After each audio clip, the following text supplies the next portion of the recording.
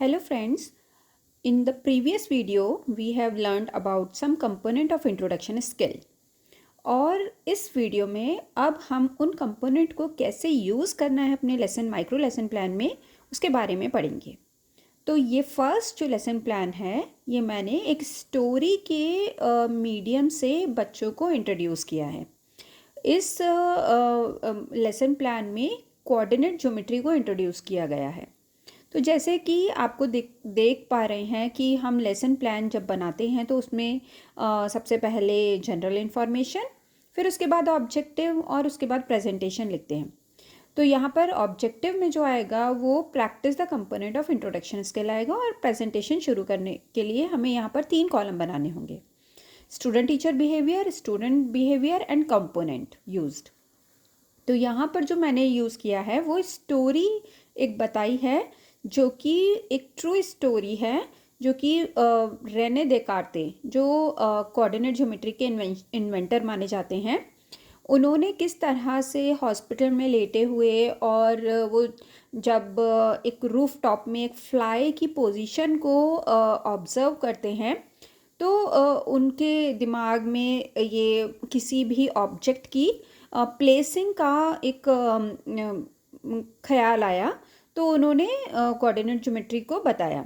तो ऐसे हमने बच्चों को ये कहानी सुनाई और कहानी सुनाने में किस तरह से उनको इंटरेस्ट आ रहा है और हमने क्या क्या कंपोनेंट लगाए हैं तो वो देखेंगे।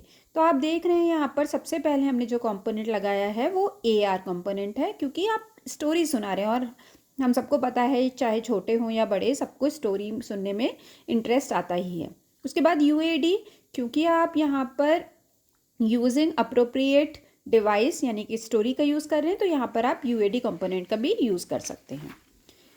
फिर उसके बाद यहाँ पर अब जो स्टोरी सुना रहे हैं वो ऑर्डरली यानी कि कंटिन्यूटी में चल रही है, तो अराउजिंग इंटरेस्ट तो हो ही रहा है, साथ में मेंटेनेंस ऑफ कंटिन्यूटी भी है।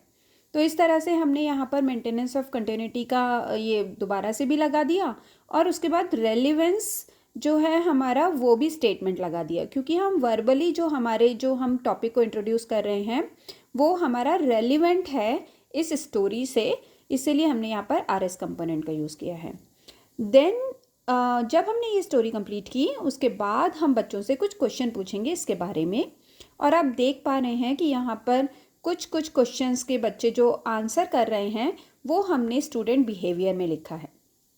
और इस तरह से हमने बहुत सारे क्वेश्चन पूछे और बच्चे रिस्पॉन्स कर रहे हैं। अगर उन्होंने स्टोरी अच्छे से सुनी होगी तो वो सारे क्वेश्चन का आंसर कर पाएंगे। तो क्योंकि यूटिलाइजेशन ऑफ प्रीवियस नॉलेज वो किस तरह से है, क्योंकि बच्चों ने पहले ही वो कहानी जो हमने सुनी थी उसी की नॉलेज पर ये आंसर कर रहे हैं और मेंटेनेंस ऑफ कंटिन्यूटी भी बन पा रहा है। और फाइनली हम एक ऐसे क्वेश्चन पर पहुँचेंगे जहाँ पर बच्चे नो रिस्पॉन्स करेंगे। तो उसके बाद now we will declare our topic जो कि है कोऑर्डिनेट ज्योमेट्री। तो यहाँ पर TD आ जाएगा यानी कि टॉपिक डिक्लेरेशन। अब फाइनली हम जो कंपोनेंट सेल्फ ऑब्जर्वेशन टेबल बनाएंगे उसमें 4 कॉलम होंगे। यहाँ पर S नंबर यानी कि सीरियल नंबर, कंपोनेंट, येस और नो।